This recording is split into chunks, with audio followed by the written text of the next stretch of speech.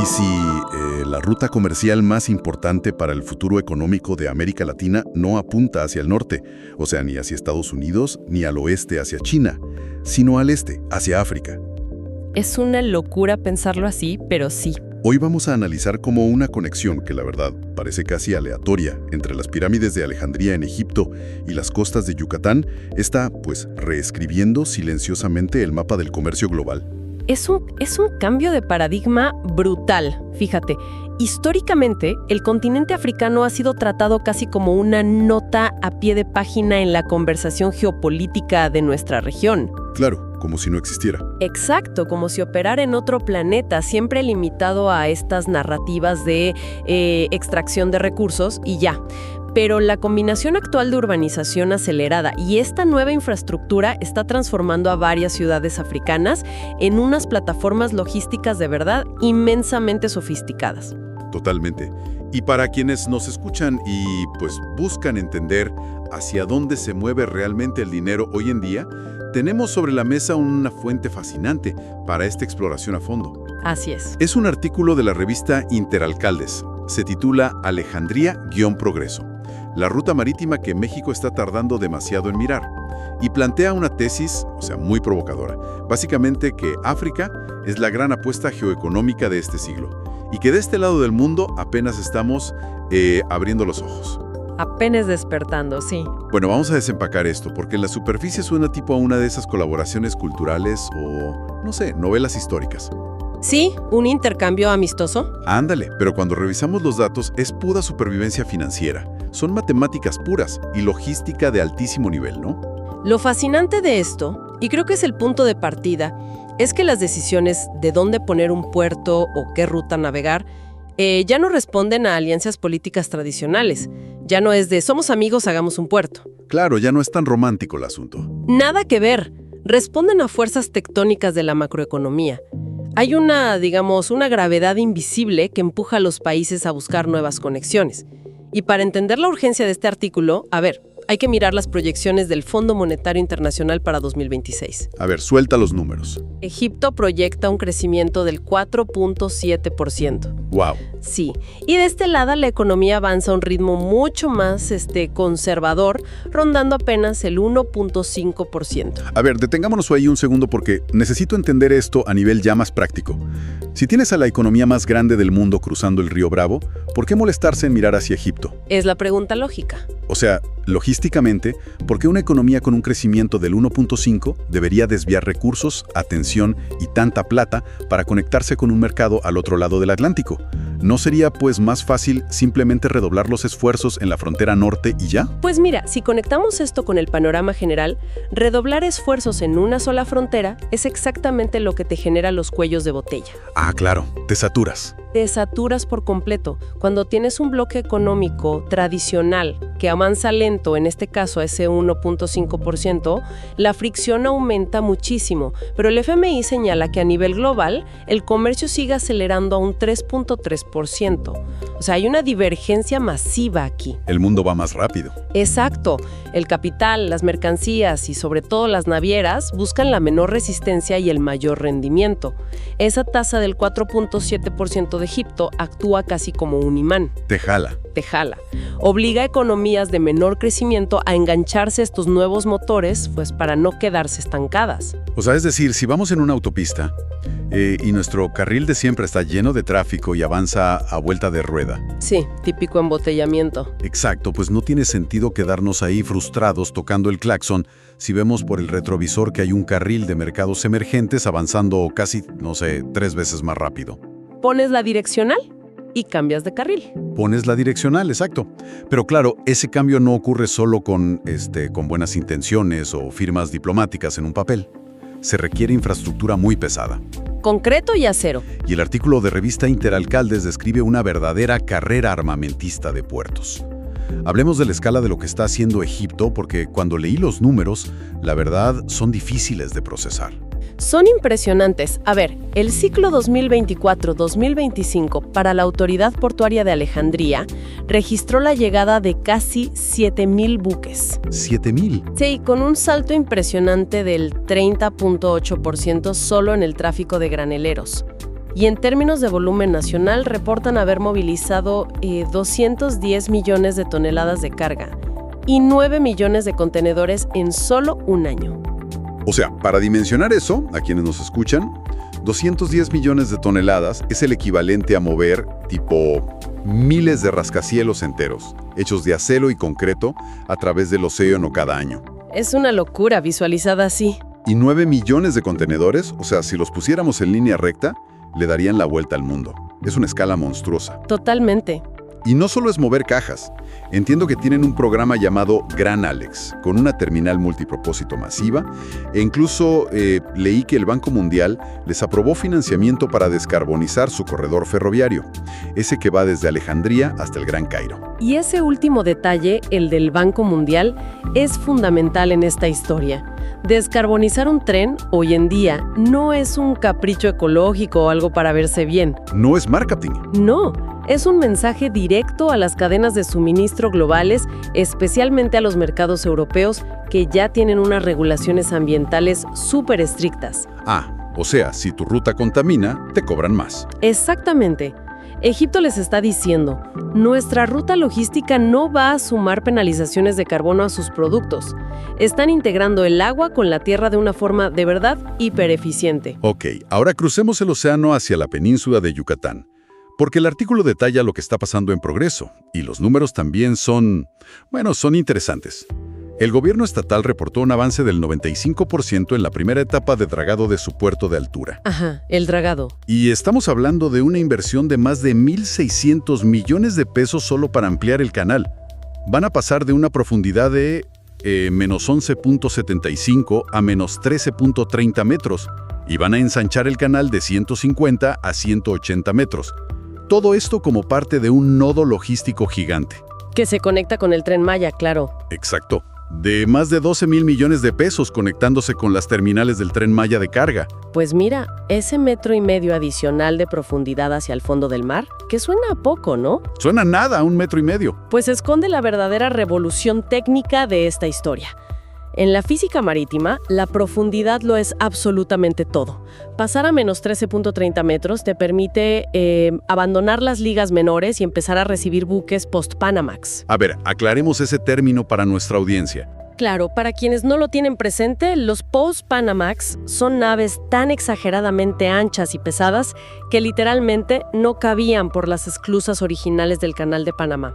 O sea, son verdaderas ciudades flotantes. ¡Guau! Y sin ese dragado específico, Progreso simplemente no existe en el mapa de las grandes navieras mundiales. Es un requisito de entrada. Pero espera, aquí tengo que cuestionar un poco la premisa del artículo. Me acabas de describir a Alejandría moviendo cientos de millones de toneladas con redes ferroviarias ya financiadas por el Banco Mundial. Y Progreso, pues apenas está quitando arena del fondo para ganar 1,5 metros. Sí, se ve disparejo. ¿No es Progreso un jugador demasiado pequeño en esta ecuación? O sea, quiero decir, parece que estamos comparando a un gigante global con un puerto regional que apenas se está poniendo al día. ¿Realmente a Alejandría le importa conectarse con Progreso? Es una súper buena pregunta, pero la logística contemporánea no funciona como un concurso de simetría de tamaños. ¿A qué te refieres? Funciona por nodos de acceso. O sea, Alejandría no necesita que Progreso también mueva 210 millones de toneladas. Lo que Alejandría necesita urgentemente es una puerta trasera ágil. Una entrada rápida. Exacto. Para introducir sus manufacturas y materias primas al gran mercado de Norteamérica sin tener que formarse en la congestión brutal que tienen los puertos tradicionales de Estados Unidos o del norte de este lado. Claro, evitarse el tráfico pesado. Progreso no busca ser el hub más grande del mundo. Busca ser la llave maestra de la región, sureste, conectando directamente con esa red ferroviaria del Tren Maya. Es complementariedad pura, o sea, un distribuidor masivo conectándose con un punto de entrada hiperestratégico. Ok, tiene todo el sentido. Y fíjate, aquí es donde se pone realmente interesante, ¿eh? Porque la viabilidad de esta conexión no depende solamente de la carga industrial pura y dura. No, para nada. El artículo de la revista Interalcaldes revela una fórmula muy, inusual. Mezclar contenedores con turistas. Analicemos esto porque me voló la cabeza. Egipto cerró el año con casi 19 millones de turistas, un alza del 21%. Buenísimo número. Buenísimo. Alejandría se vende como este hub patrimonial del Mediterráneo. Y por el lado de Yucatán, la administración portuaria proyectó recibir al menos 400,000 pasajeros de crucero en progreso, con un calendario súper sólido para los próximos años. Es una economía dual. Y resuelve uno de los problemas más graves, o sea, el dolor de cabeza de la infraestructura portuaria, el retorno de inversión a corto plazo. Claro, porque si miramos el comercio estricto de mercancías hoy mismo, o sea, si les tomamos una foto hoy, los datos oficiales indican que las exportaciones hacia Egipto fueron de unos 4.8 millones de dólares y las importaciones de 18.4. Es muy bajito. En total, apenas 23 millones de dólares de intercambio comercial. Eso a nivel macroeconómico es polvo. Es nada. Sí, ni pinta en la gráfica. Entonces la pregunta es, ¿cómo justificas miles de millones en infraestructura de dragado y trenes para 23 millones de dólares en comercio? Y la respuesta está en los cruceros. Totalmente. Es tipo, como una empresa de tecnología, una startup que hace trabajitos independientes, pequeños proyectos de diseño, pues para pagar la cuenta de la luz y la renta mes a mes. Mientras en el fondo, los ingenieros construyen la aplicación que valdrá miles de millones. Me encanta esa analogía. ¿Verdad? Los cruceristas inyectan dinero fresco. Bajan, pagan los servicios de la ciudad, compran y mantienen el puerto vivo, digamos, subsidiando el tiempo que tardan las grandes cadenas logísticas de carga pesada en consolidarse. Exactamente. La analogía de la startup ilustra perfectamente el mecanismo financiero aquí. El turismo te aporta ese flujo de caja inmediato y, sobre todo, evita que la infraestructura colapse por falta de uso comercial en sus primeros años, que es cuando son más vulnerables. Sí, cuando todavía no llegan los barcos gigantes. Ajá. Y esto nos lleva a un punto mucho más profundo que toca el artículo. Citan advertencias de instituciones globales como la Universidad de Nueva York y DHL. Pesos pesados. Pesos pesados de la logística. Y ellos avisan desde hace tiempo que África va a ser el próximo gran epicentro del crecimiento. Pero para que América Latina capture ese valor, hay una barrera mucho más difícil de romper que, pues, el lecho marino de progreso. A ver, ¿cuál es esa barrera? El artículo menciona un concepto fascinante acuñado por el CESNAV, el Centro de Estudios Superiores Navales, y lo llaman el rezago mental. Wow, necesitamos detenernos y profundizar en ese concepto. Rezago mental. Suena bastante fuerte. Sí, confronta bastante. ¿A qué se refieren exactamente cuando hablan de esto en el contexto de la geopolítica y de mover contenedores? Pues se refiere a una especie de ceguera histórica y psicológica que tenemos.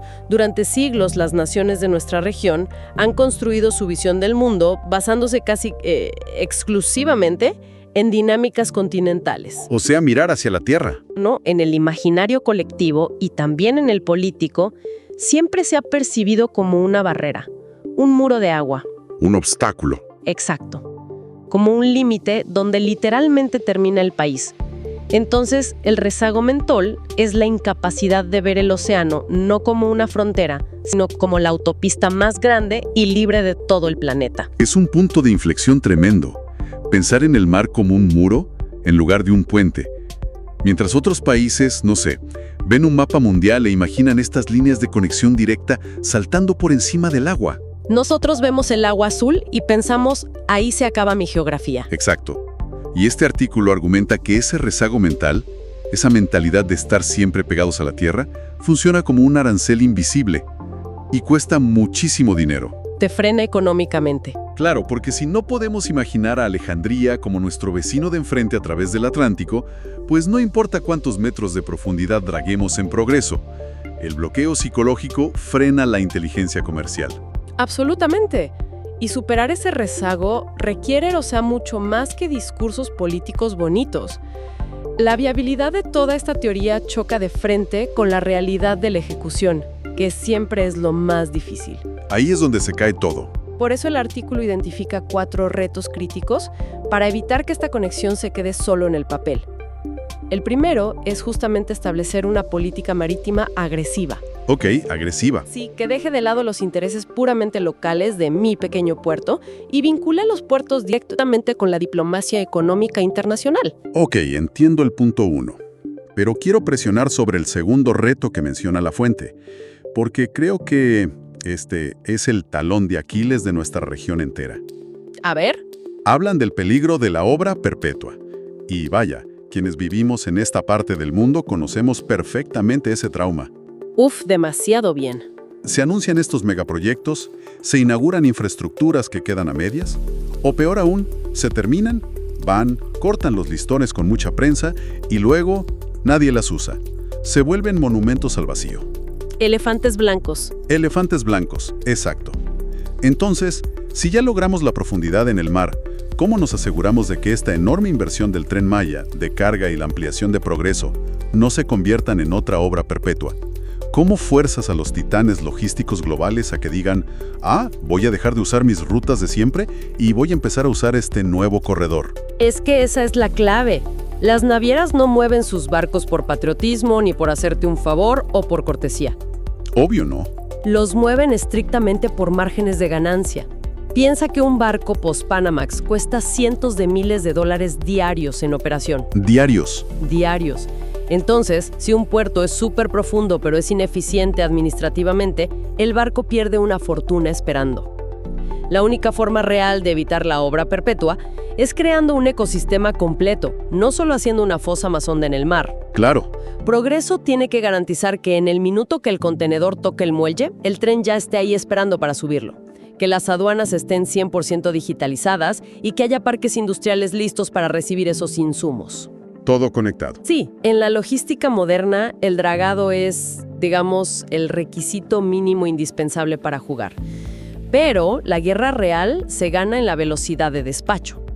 O sea, no basta con construir la carretera súper amplia. Necesitas que los semáforos estén sincronizados, que haya gasolineras y que no haya peajes absurdos que te detengan cada 2 kilómetros. Exactamente esa es la idea. Y eso nos conecta perfecto con el tercer reto, la inteligencia comercial constante.